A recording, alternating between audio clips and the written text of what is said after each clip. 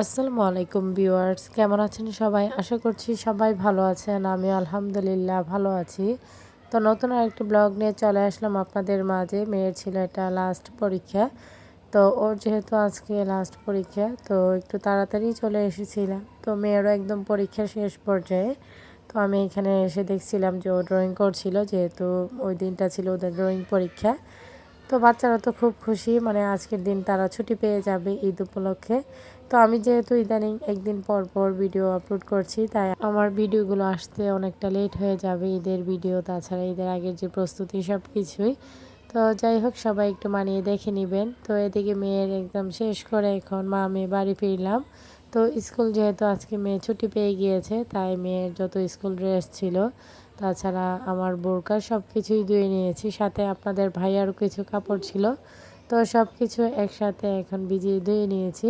সেগুলোই নাড়তে চলে এসেছি। তো এখনকার ওয়েদার কথা আর কি বলবো, এই রোদ এই বৃষ্টি, যখন ইচ্ছে বৃষ্টি পড়ছে, আবার যখন ইচ্ছে রোদ উঠছে।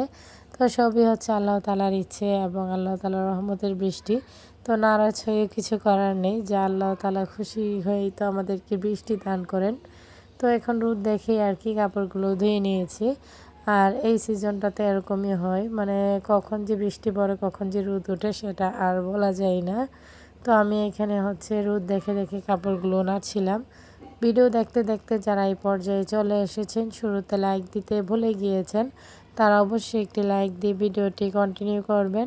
আপনাদের একটি লাইক আমার ভিডিওটি অনেকজনের মাঝে পৌঁছে দিতে সাহায্য করবে। তো সবাই চেষ্টা করবেন সবার পাশে থাকার জন্য এবং ফুল ওয়াচ করে ভিডিওগুলো দেখার জন্য। তো আমরা কিন্তু সেটাই করে থাকবো, তাহলেই কিন্তু সবাই এগিয়ে যেতে পারবো। তো এখানে কাপড়গুলো নাড়ছিলাম, আর অন্যদিকে মেয়ে তো খুব খুশি, মানে আজ সে ছুটি পেয়েছে, তার এখন আর পড়ালেখা নেই। তো ওদের স্কুল প্রায় ঈদের কি বলবো, মানে ঈদের প্রায় 8-9 দিন পর খুলবে। তো সেই ছুটিটা পেয়ে ওরা খুব খুশি। আর এদিকে মেজো আপার বাড়ি থেকে হচ্ছে আম পাঠিয়েছিল, তো সেই আমগুলি এখন ঢেলে রেখে দিব। তো আজকের সকালের নাস্তায় হচ্ছে কি নাস্তা করব বলে নুডলস রান্না করা হয়েছে, তো সেটাই এখন মেয়েকে নিয়ে খাবো। তো নুডলসটাই আজকে নাস্তা করে নিব। তো এদিকে মা আমি একটু গল্প করছিলাম আর বসে বসে নাস্তাটা করছিলাম। তো সকালের মুহূর্তটা এরকমভাবেই কাটছিল। তো যেহেতু বাচ্চাদের আজ থেকে পড়ালেখার তেমন কোনো মানে চাপ নেই, তো সেজন্য মেয়েও খুব খুশি মনে নাস্তা করে নিল। তো এরপর আমি হচ্ছে এদিকে ঘরটা ক্লিন করতে চলে এসেছি। তো নাস্তা করার পর আর 1 মিনিটও রেস্ট নেইনি। তো অফ ক্যামেরায় অনেকগুলো কাজ করে নিয়েছি, সব কিছু তো আর দেখানো সম্ভব নয়। তো যতটুকু দেখানো সম্ভব হয়েছিল ততটুকু আপনাদের মাঝে শেয়ার করেছি। আর ক্যামেরা হাতে নিয়ে তো সারাক্ষণ হাঁটাহাঁটি করা যায় না, তো সব কিছু করাও যায় না। আর জানেনই ভিডিও করে কাজ করতে গেলে অনেকটা সময়ও লেগে যায়। তারপরও কিন্তু ভালোবাসার ভিউয়ার্সদের জন্যই হচ্ছে ভিডিওগুলো করে থাকি।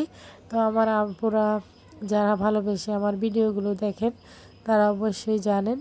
তো এদিকে হচ্ছে আমি আবার এই তো দুপুর দিকে কাপড়গুলো উল্টিয়ে দিয়ে যাচ্ছিলাম। তো উল্টিয়ে দিয়ে গেলে না তাড়াতাড়ি শুকিয়ে যাবে, তো সেই জন্যই প্রত্যেকটা কাপড় উল্টিয়ে এরপর চলে এসেছি উঠানটা পরিষ্কার করে নিতে।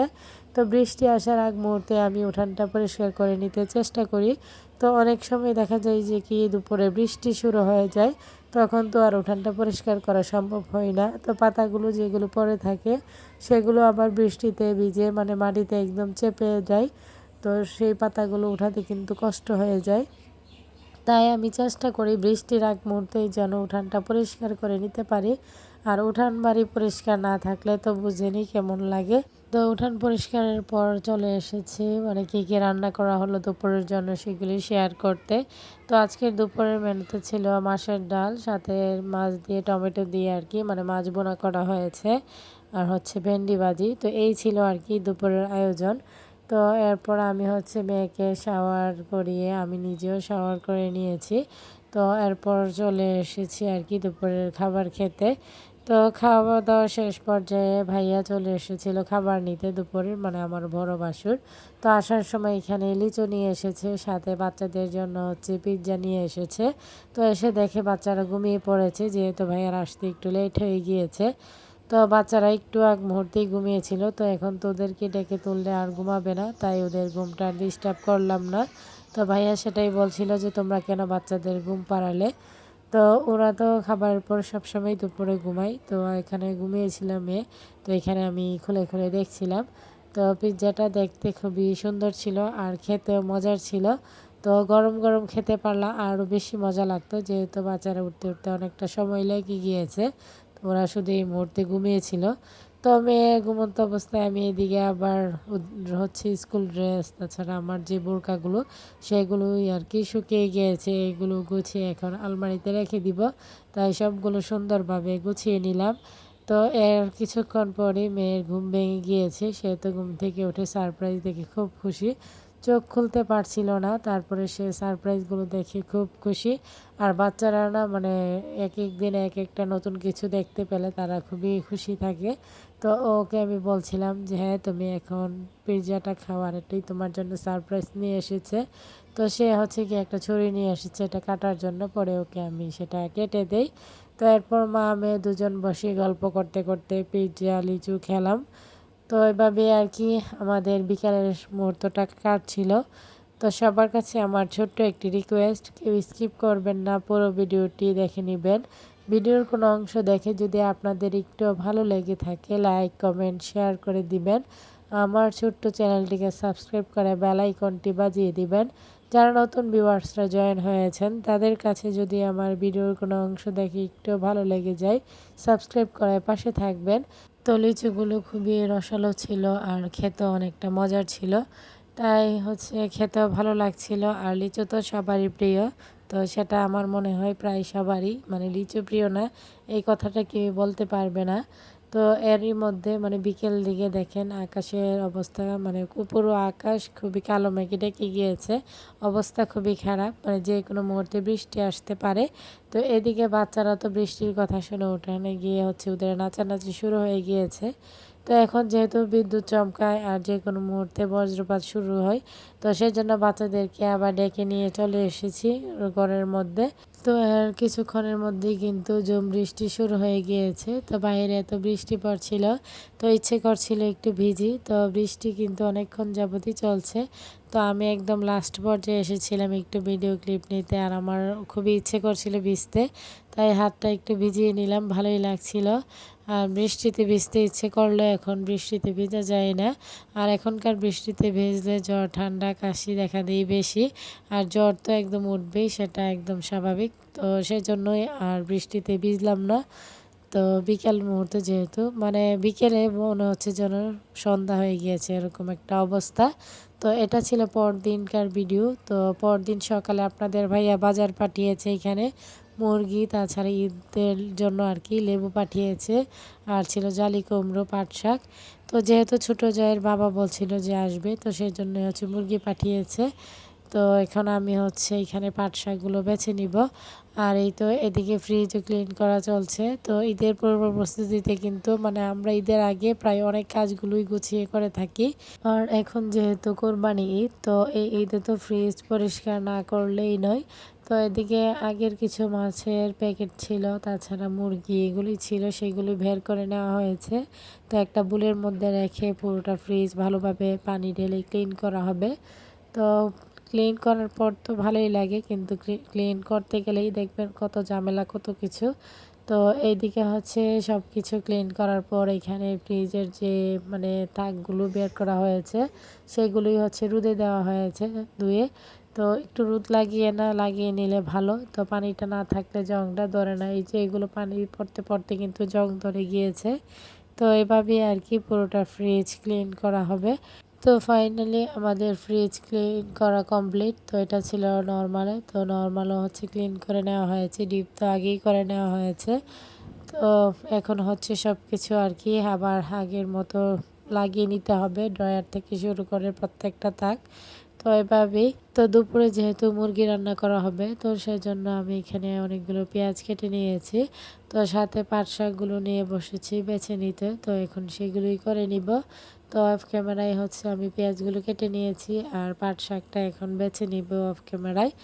তো এরপর হচ্ছে এই তো ঝুম বৃষ্টি শুরু হয়ে গিয়েছে, প্রত্যেক দিন বৃষ্টি তো হবেই। এদিকে আমার চাচি শাশুড়ি এই তো পানি সরাচ্ছিলেন, মানে বাড়ির পানি যে আটকে যায় উনি হচ্ছে সেই কাজগুলোই করছিলেন। তো আমি এখানে দাঁড়িয়ে দাঁড়িয়ে দেখছিলাম। বাচ্চারা তো বৃষ্টি দেখলে একদমই ভিজতে পাগল হয়ে যায়। তো ওদেরকে হচ্ছে আমি ফোন দিয়ে বসিয়ে তো এইদিকে আমি বৃষ্টিতে ভিজিয়ে ঘরটা ক্লিন করে নিব। তো যেহেতু বাইরে অনেক বৃষ্টি পড়ছিল, তো বৃষ্টির পানি দিয়ে আজকে আমি ঘরটা ক্লিন করব। তো এই তো এখানে ঘরটা ক্লিন করে নিচ্ছিলাম। তো বৃষ্টি আসা মাত্রই কিন্তু কারেন্ট চলে গিয়েছে। তো এদিকে আমি আবার চার্জার ফ্যানটা চালিয়ে নিয়েছি। তো সেটা দিয়ে পুরোটা ঘর শুকিয়ে নিব।